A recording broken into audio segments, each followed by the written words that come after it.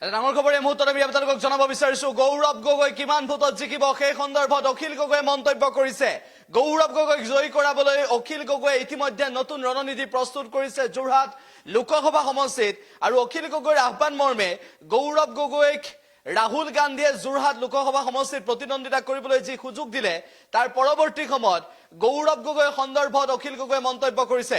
উল্লেখ হৈছে গৌৰৱ গগৈ সন্দৰ্ভত অখিল গগৈয়ে মন্তব্য কৰিছে 3 লাখ ভোটত জয়ী কৰাব গৌৰৱ গগৈক আৰু লগতে গৌৰৱ গগৈ যোৰহাট লোকসভা সমষ্টিত তপন কুমাৰ গগৈক 3 লাখ ভোটৰ ব্যৱধানত পৰাস্ত কৰিবলৈ সক্ষম হ'ব বুলি মন্তব্য কৰিছে অখিল গগৈ। কেৱল সিমানেই নহয়, অখিল গগৈয়ে ৰণনীতি আৰম্ভ কৰিছে, ইতিমধ্যে প্ৰচাৰ আৰম্ভ কৰিছে যোৰহাট লোকসভা সমষ্টিৰ কেইবাটাও প্ৰান্তত। শিৱসাগৰ বিধানসভা সমষ্টিৰ বিধায়ক অখিল গগৈয়ে যোৰহাট লোকসভা সমষ্টিত গৌৰৱ গগৈক জয়ী কৰাবলৈ নতুন ৰণনীতি প্ৰস্তুত কৰিছে আৰু এই ৰণনীতিৰ অংশস্বৰূপে অখিল গগৈয়ে ইতিমধ্যে ৰাইজৰ কাষলৈ গৈ ৰাইজৰ মাজলৈ গৈ ৰাইজক আহ্বান জনাইছে আৰু গৌৰৱ গগৈক জয়ী কৰাবলৈ আহ্বান জনাইছে। অসমৰ আটাইতকৈ সৰব সাংসদ হিচাপে পৰিচিত, লোকসভাত বাক পটুতাৰে সকলোৰে আগত জিলিকি থকা গৌৰৱ গগৈক জয়ী কৰাবলৈ অখিল গগৈয়ে আহ্বান জনাইছে। যোৰহাট লোকসভা সমষ্টিত তপন কুমাৰ গগৈ জিকিবনে গৌৰৱ গগৈ জিকিব? গৌৰৱ গগৈক ভোট দিবনে আপুনি তপন কুমাৰ গগৈক ভোট দিব? আপোনাৰ দৃষ্টিত গৌৰৱ গগৈ যোগ্য নে তপন কুমাৰ গগৈ যোগ্য? আপোনাৰ দৃষ্টিত গৌৰৱ গগৈয়ে সদন কপাব পাৰিবনে তপন কুমাৰ গগৈয়ে কপাব পাৰিব?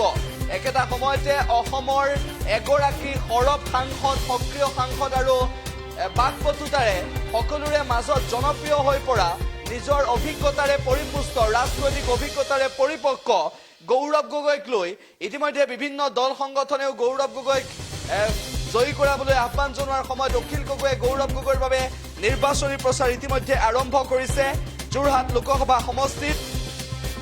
আৰু যোৰহাট লোকসভা সমষ্টিত গৌৰৱ গগৈয়ে যি নিৰ্বাচনী প্ৰচাৰ আৰম্ভ কৰাৰ দিশে অগ্ৰসৰ হৈছে, সেই মুহূৰ্তত অখিল গগৈয়ে গৌৰৱ গগৈৰ হৈ নিৰ্বাচনী প্ৰচাৰ আৰম্ভ কৰিছে আৰু গৌৰৱ গগৈক 3 লাখ ভোটত জয়ী কৰোৱাৰ লক্ষ্যৰে অখিল গগৈৰ অভিযান আৰম্ভ হৈছে।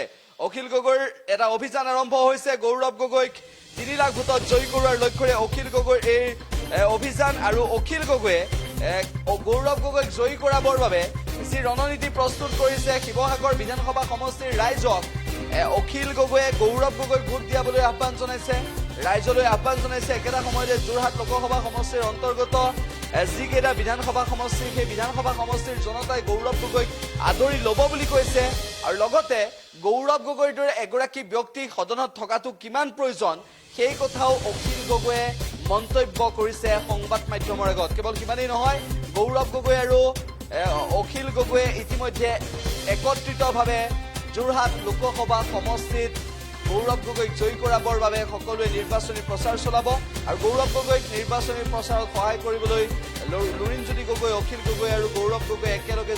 গৌৰৱ গগৈৰ বাবে ভাল খবৰটো হৈছে যে গৌৰৱ গগৈয়ে যোৰহাট লোকসভা সমষ্টিত তপন কুমাৰ গগৈক পৰাস্ত কৰিব পাৰিব বুলি অখিল গগৈ দৃঢ় বিশ্বাসী আৰু অখিল গগৈয়ে 3 লাখ ভোটত জয়ী কৰোৱাম বুলি ইতিমধ্যে মন্তব্য কৰিছে। অখিল গগৈয়ে গৌৰৱ গগৈক 3 লাখ ভোটত জয়ী কৰোৱাম বুলিও মন্তব্য কৰিছে। গতিকে অখিল গগৈৰ সেই মন্তব্য, অখিল গগৈৰ যি দৃঢ় বিশ্বাস, সেই বিশ্বাসক আগত ৰাখি কেনেদৰে নিৰ্বাচনত আগবাঢ়িব পাৰিব গৌৰৱ গগৈ সেয়া হ'ব লক্ষণীয়। কিন্তু যোৰহাট লোকসভা সমষ্টিৰ জনতাই গৌৰৱ গগৈক কেনেদৰে আদৰি ল'ব সেয়া হ'ব গুৰুত্বপূৰ্ণ।